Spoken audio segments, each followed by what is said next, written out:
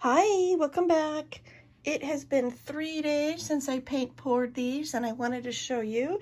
They are all dry to the touch. They are a little heavy and cool on the underside, which means the paint is almost dry, just needs some more time to set and cure. But look how awesome these look. They kept their patterns.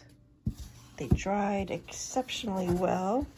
This one, look at how cool. I didn't use any silicone, did the Dutch paint pour technique.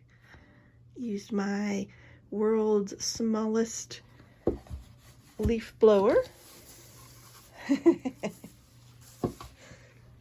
But I'm very happy with how these dried. These are very cool. So I will be making some more of these probably tomorrow night on my live.